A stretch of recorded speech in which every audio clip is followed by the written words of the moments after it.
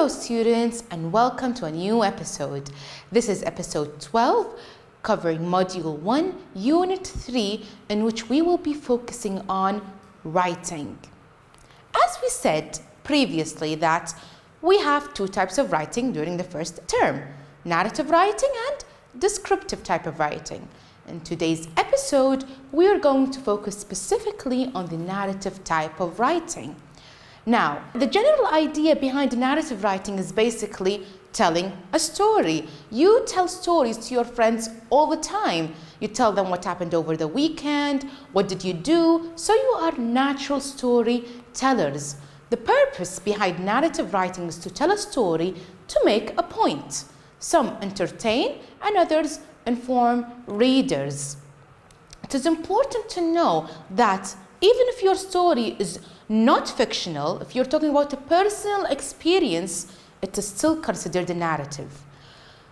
Another purpose is to communicate and express your ideas to your readers, and most importantly, to expand the importance of an experience or event by making or stating a point, obviously.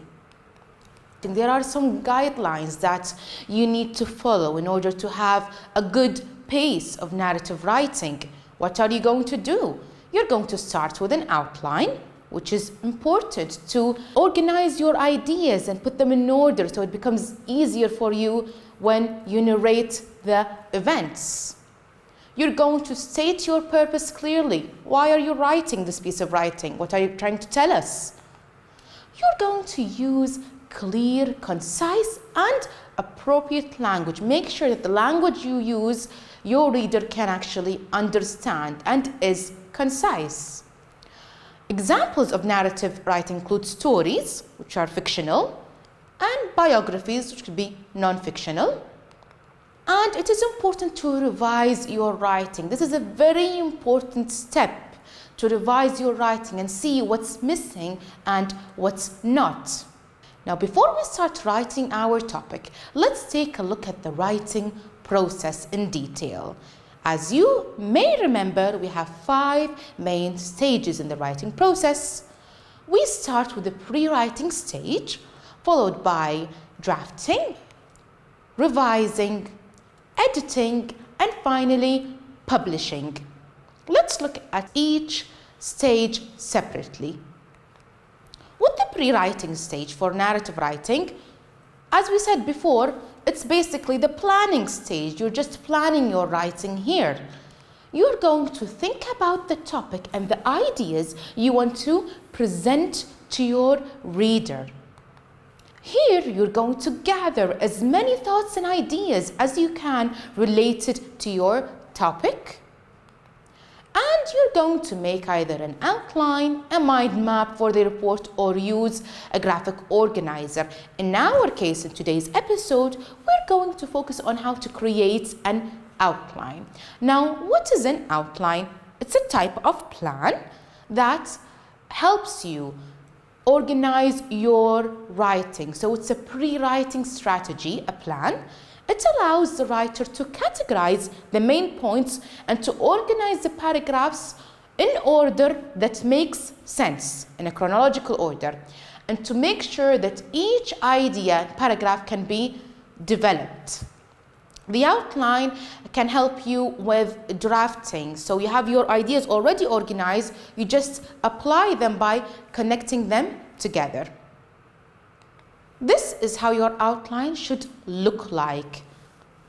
You have the introduction followed by paragraph 1, so topic sentence, supporting details, followed by paragraph 2, topic sentence, supporting details, and conclusion. You're not going to write a full essay that is joined. No, you're just going to write points and sentences for each category, and then you will join them together. Now, with the outline, your introduction should be an introductory statement that gives an overview of the idea you want to share with the reader. So what's the idea you're trying to share with your readers? It is your chance to engage the reader and get them excited about checking out your essay. Then we have the 2 body paragraphs.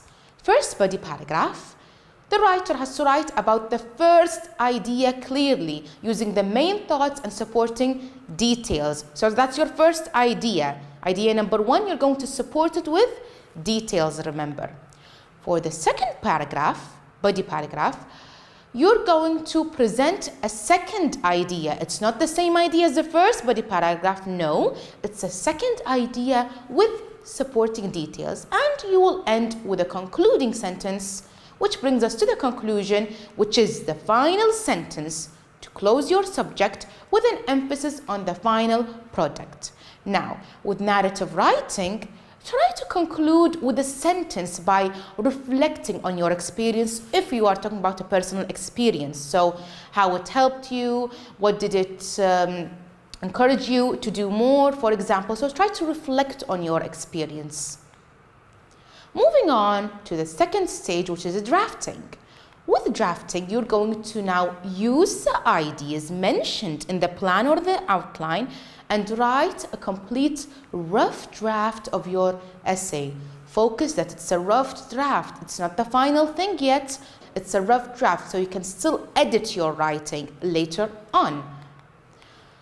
You're going to develop a more cohesive text to organize your thoughts. You're going to use the thoughts in the outline and develop a more cohesive joined text. Don't worry about spelling and grammar or punctuation mistakes in this stage, because all mistakes will be revised in the following steps. And that's for drafting. We come to revising. And with revising, or in the revision stage, students will review, modify, and reorganize their work with the goal of making it better. So you're going to try to improve your work and review it, maybe add details or remove details, and work on that along.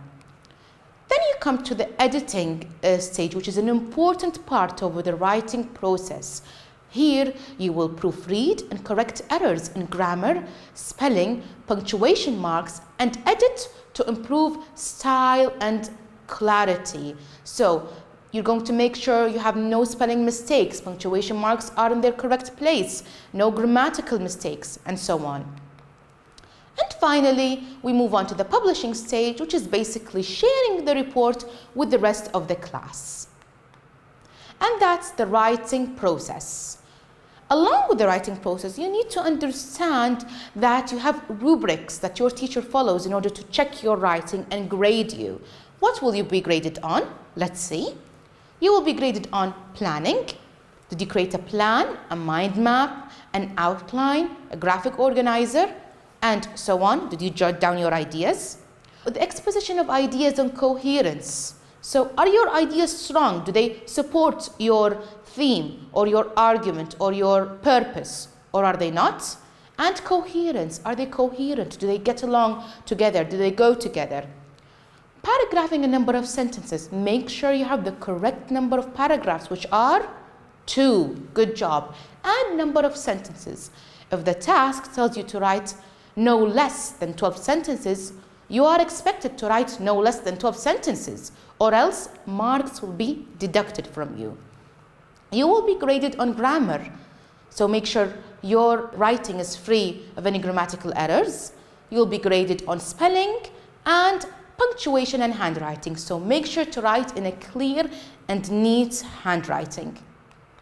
Now, let's apply the procedure to write a topic about volunteering. You can find this task in your student book, page 32. The task tells you to: volunteering is a great way to give back to your community, and it helps you connect with others. Write a report of 2 paragraphs informing your readers about the volunteering experience you had, mentioning the different ways you can volunteer and stating the benefits you get from volunteering. So, what are we going to talk about here? A personal experience with volunteering. Now, before we write, we're going to collect ideas and brainstorm. So, what are the different ways to volunteer? There are numerous ways that you can volunteer.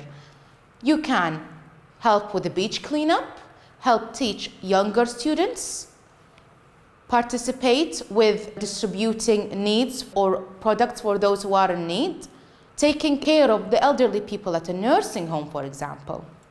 What about the benefits of volunteering? What do you gain from volunteering? Well, you gain self-confidence, you get to know new people, you gain new skills, you feel happy by volunteering or when volunteering. So let's develop these ideas and write a clear and neat plan. Now, to get your reader hooked, try out these introduction styles. So you want to grab the attention of your reader. Try to start with a quote, for example. Or include a fascinating story or anecdote about your experience. Tell us an interesting story about your experience that can grab our attention. Let's look at some of the examples. I used to ask myself, how can I make the world a better place? Until one day I started volunteering and found the answer. Do you see how I can hook my reader from this sentence? I can also begin with a quote. For example, volunteers do not necessarily have the time, they just have the heart. Elizabeth Andrew. And with their hearts, they help and give endlessly. An example for starting with a quote. Let's take the final example for an introduction. As humans, we aim to make the world a better place. One way to do so is by volunteering and giving back to our community. We will choose this sentence for our introduction. I used to ask myself, how can I make the world a better place? Until one day I started volunteering and found the answer. Now, I will move on to my first body paragraph. Where will I get the idea from? Well, from the task itself. In your first body paragraph, you will talk about your volunteering experience and the different ways you can volunteer. What about the idea for your second body paragraph? You will talk about the benefits of volunteering. So here are your two ideas for your body paragraphs. Let's develop them and provide supporting details. A good topic sentence for your first body paragraph could be, volunteering in my community was a great experience. Let's provide supporting details. Helped at a nursing home. Donated clothes and toys for the children. Clean up the beach and serve meals as another way to volunteer. What about paragraph 2? Let's think of a topic sentence. We're talking about benefits here. I gained a lot of benefits from volunteering. Well, we're not going to just state that, we want to support our point here. Met new people and connected with others. Developed my self-confidence and felt happy. Gained new skills. Now that I have my points in order, I want to end with a concluding sentence. We can have a sentence that goes along the lines of, volunteering helped me become a better person with the purpose of creating a better world. Do you see how we reflected on our experience here? Now, before we write our topic, don't forget to use a capital letter after a full stop. Use a full stop to show the end of a sentence.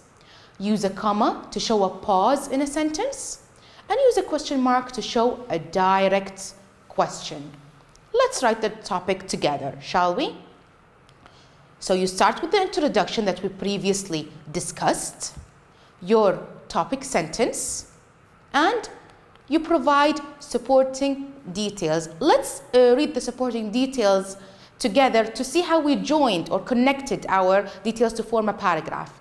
Last summer, I volunteered at a nursing home where I helped with looking after and creating activities for the elderly.